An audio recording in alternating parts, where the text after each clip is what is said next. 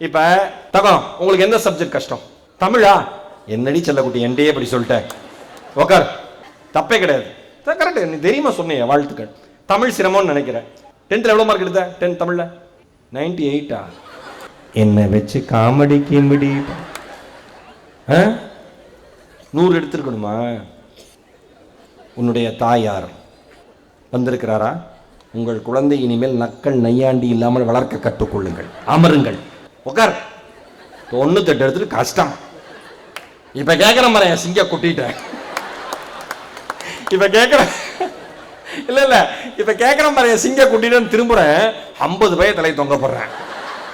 அதான்டா என் இனம். Very good செல்ல குட்டி. இப்ப எதெல்லாம் சிரமம் நீங்க நினைக்கிறீங்களோ, ஒரு நாளைக்கு நான் தம்பி பக்கம் திரும்ப ரொம்ப சங்கடப்படுறான், உன் பக்கமே வரேன். ஒரு நாளைக்கு நீ தமிழ் 2.5 மணி நேரம் படிக்கணும்னு சொல்லலாம். அந்த பிள்ளை சொல்லுது, போயா நான் 90 மார்க்கே எடுத்துக்கிறேன். இவன் என்ன சொல்லுவான்? இத்தோடு படிப்பை முடித்துக் கொள்கிறேன் நன்று. யாராக இருந்தாலும் அதான் சொல்லுவாங்க. கரெக்டா? நான் ஒன்று சொல்கிறேன். ஒரு நாளைக்கு நீங்கள் எதில் பலவீனமாக இருக்கீன்னு நினைக்கிறீங்களோ அந்த சப்ஜெக்டை 20 நிமிடங்கள், எவ்வளோக்கண்ணா?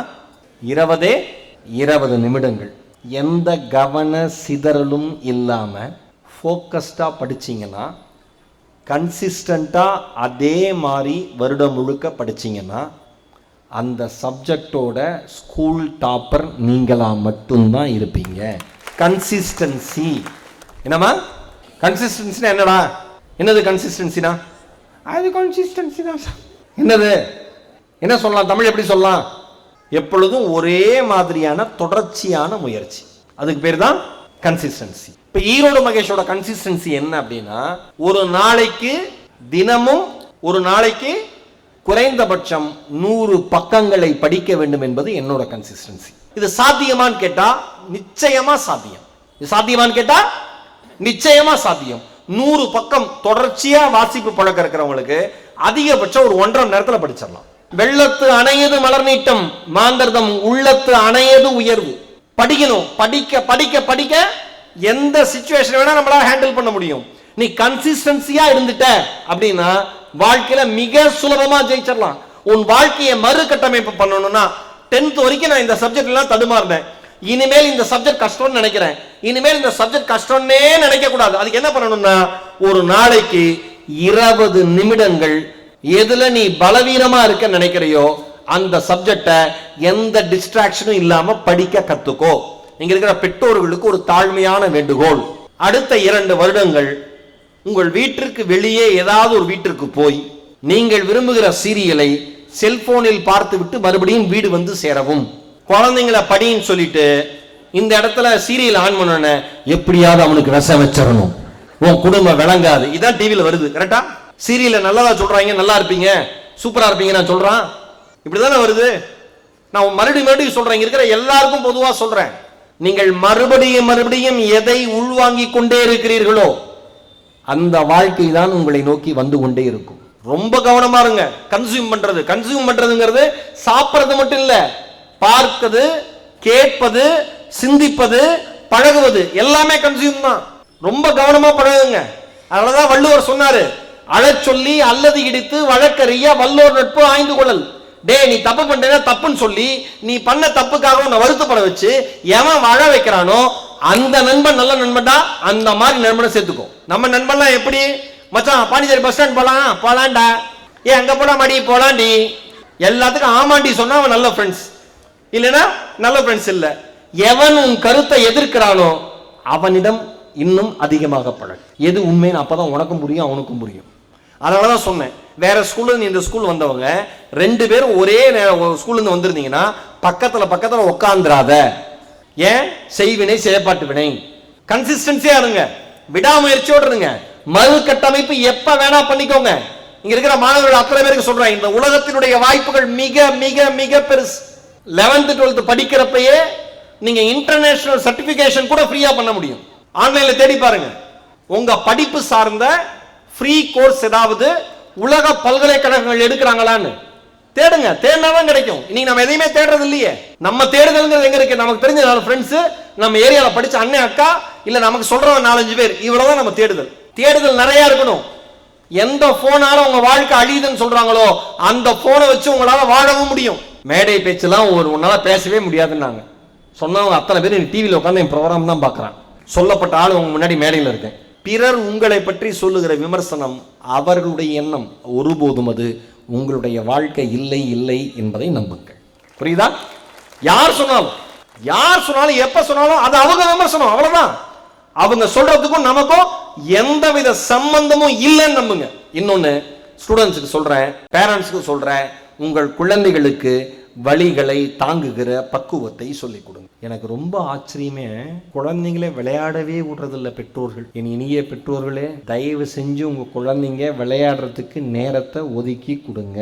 ஏன் பசங்க கிட்ட இருந்து அவ்வளவு கைத்தட்டல் வருதுன்னா, பசங்க தான் விளையாடுவான், பொண்ணுங்க நவரவே நவராது. வீட்டுல இருந்து கிளம்பி ஸ்கூலுக்கு வந்து பார்க்கிங், ஸ்கூல்ல இருந்து கிளம்பி நம்ம வீட்டுல போய் பார்க்கிங், நடுவில் ஆக்டிவிட்டிங்கிறது ஜீரோ. தயவு செஞ்சு விளையாடுங்க. என்னோட வேண்டுகோள், விளையாட தான் உடல் உறுதியாகும்.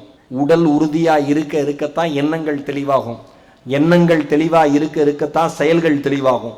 செயல்கள் தெளிவா இருக்கத்தான் எல்லாமே சாத்தியப்படும். அனைத்து இலக்கையும் அடைவதற்கு உடல் ரொம்ப முக்கியம். ஞாபகம் வச்சுங்க. தயவு செஞ்சு விளையாடுங்க. புரியுதா? நேரத்தை ஒதுக்குங்க. டைம் மேனேஜ் பண்ண கத்துக்கோங்க. நேரமே இல்லை, இது சொல்றவங்களை கேட்டா எனக்கு இது மாதிரி ஒரு காமெடி உலகத்திலே இல்லைன்னு. டைட்டா இருக்கு சார், என்ன டைமே, அப்படி என்ன பண்றீங்க? ஒன்றும் பண்ணல, அப்ப டைம் இருக்காது. அது எப்படி? ஒரு யுஎஸ் பிரசிடென்ட்டுக்கு டைம் இருக்கு, இந்திய பிரதமருக்கு டைம் இருக்கு, தமிழக முதல்வருக்கு டைம் இருக்கு, பள்ளியோட கரஸ்பாண்டன்ட்க்கு டைம் இருக்கு, 2 ஸ்கூலை மேனேஜ் பண்றாங்க, பிரின்சிபலுக்கு, டீச்சர்ஸ்க்கு, எல்லாத்துக்கும் டைம் இருக்கு.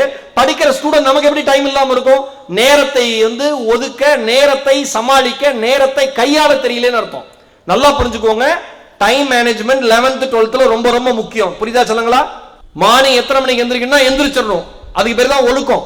ஒழுக்கம்ங்கிறது தொடர்ச்சியா பண்ணணும் ஒரே விஷயத்தை, அது பேர் தான் ஒழுக்கம். கன்சிஸ்டன்சி அதுதான். நல்லா புரிஞ்சுக்கோங்க. டைம் காலையில் எத்தனை மணிக்கு எந்திரிக்கணும், எந்திரிச்சிடணும். அம்மாட்ட சொல்லிடுறது, நாளைக்கு எக்ஸாம் 5 மணிக்கு எழுப்பிடு. அம்மா எழுப்புது, அம்மாவை அடிக்குது. 5 நிமிஷம் சொன்னல, 5 மணி 6 மணி ஆயிருது. எந்திரிச்சோன்னா அம்மா சபிக்குது. 5 நிமிஷம் தானே சொன்னேன், ஏன் 6 மணி வரைக்கும் தூங்க விட்டேன், ஏன் 6 மணி வரைக்கும் தூங்க விட்டேன்? குழப்பம் தேவையே இல்லை. நேரத்தை கையாள கற்றுக்கொள்ளுங்கள். ஓகேவா?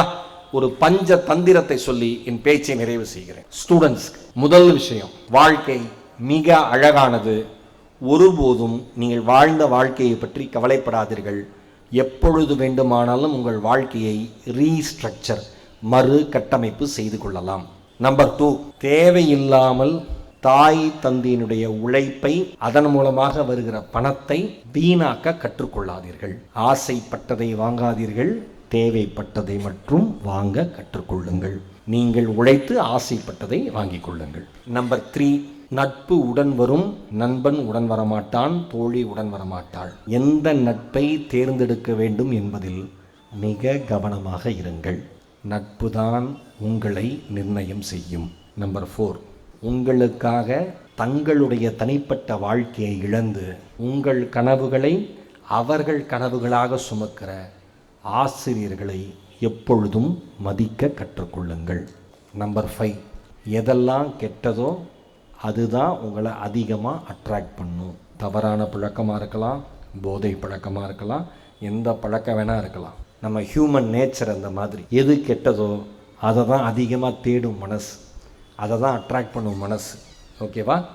கெட்டதை நோக்கி நகராமல் கவனமாக இருந்து நல்லதை நோக்கி நகர கற்றுக்கொள்ளுங்கள். இந்த பஞ்ச தந்திரங்களை நீங்கள் வாழ்க்கையில் பின்பற்ற வேண்டும் என ஒரு அன்பு சகோதரன் உங்கள் முன் என்னுடைய வேண்டுகோளாக உங்களுக்கு வைக்கிறேன். ஓகேவா? வாழ்வது ஒரு முறை, வாழ்த்தட்டும் இனி வருகிற தலைமுறை. நம் பிறப்பு தரித்திரமானாலும் இறப்பு சரித்திரமாக மாறட்டும். நாளைய வரலாறு நம் பெயர் பேசட்டும். வாய்ப்பிற்கு நன்றி. வணக்கம்.